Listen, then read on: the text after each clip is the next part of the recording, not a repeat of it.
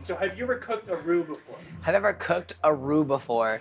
Honestly, the only roux I know is that bitch on TV and my friend's dog and the girl from what's the show with the drugs? That's the only roux I know. So no, y'all throwing all this new stuff at me like you mean shuck and try an oyster and I almost threw up all over the place. Are you excited to jump in? Yes, yeah. they're a mess behind me, but I'm excited. Grab your pearls, your sexiest evening attire, and slap on your most seductive face. Because today, we're talking about roux. Not that roux, sorry roux, I didn't mean it. But a roux that has blessed us with the likes of bechamel, country gravy, Cajun gumbo, and my favorite, mac and cheese. But first, let's introduce this week's queen of the kitchen. She is back once again. It is Cake Moss. You're back! Hey girl. You're back! Mwah.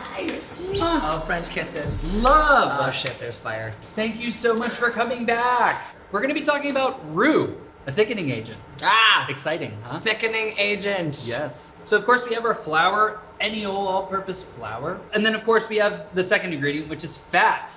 If you take a look here, we have a huge variety of fats.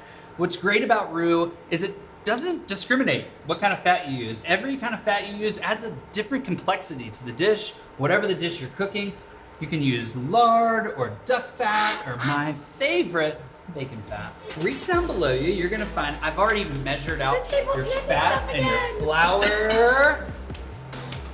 I love when the table hands me stuff from down below. It's so easy.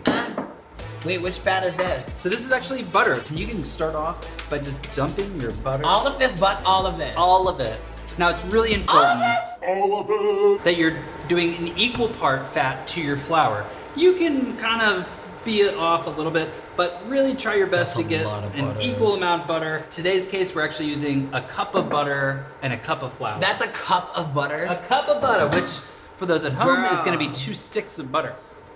We wanna get our butter nice and melted. Like how melted? Like all the way melted. Like all the way melted? I be running, keep up gunning, stop the fronting on your words. What you hear now? It sounds Why like is she sounds yelling like at we're me? melted.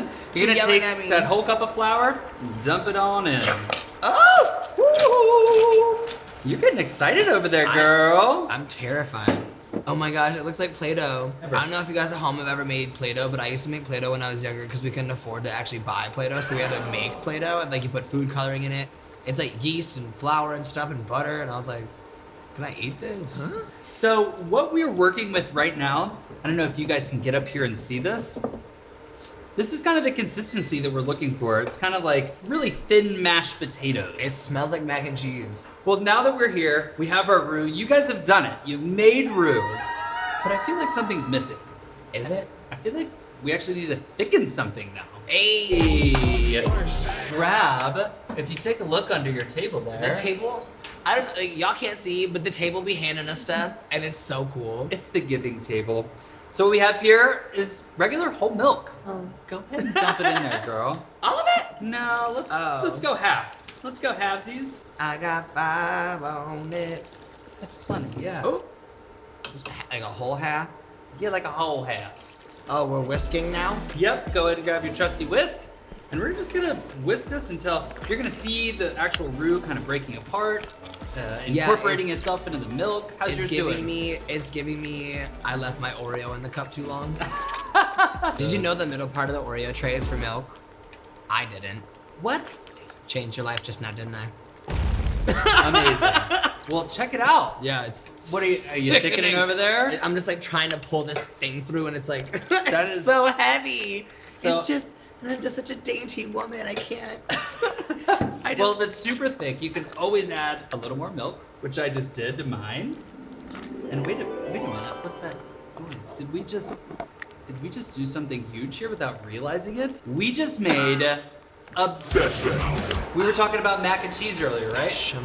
This is what makes the mac and cheese. This is the heart and soul of the mac and cheese. At what year did someone decide, you know what? I'm gonna put all this shit together and stir it on fire and I'm gonna make everything. It's the French. The French do everything better. So before we get out of here, I wanted to touch really quick on what happens when you leave the roux on the burner. touched really quick. And since we're in Hollywood where everything is fake anyway, Whoa! You're kidding. There's enough. I don't even know who made this. Just The giving table made it. The giving table made it. What we made is what's called a white roux. It's the basis roux. It's where it all started. But if you leave that roux on the burner for a little longer, you get what's called a peanut butter roux or a blonde roux. It's hazelnutty by... Ooh, it smells like toffee. Yes! Like those toffee crunch little... The longer you cook a roux for, the less effective it becomes. When you're talking about something like a chocolate roux or a dark roux, which is typically used in gumbos, Cajun gumbos, almost kind of burnt. It smells like the other one. Toasted butter, you're really kind of browning the milk solids there, and that's what's kind of creating that toasty hazelnutty flavor. Girl, I'm ready Let's to go. go. Do you want me to turn off this fire? Yes, please hit the power button Off. and let's get it got so quiet in here. I know, right? And a hush went over the kitchen. Guys, thank you so much for joining us today, learning all about roux. I hope you're able to take this knowledge to your family and your friends. Let's get out of here, all right? Yeah. What? Whoa! Who knew I would make it this far? They hated, they never believed me. Yeah, I would never drop the ball. I know I make it look easy. Yeah.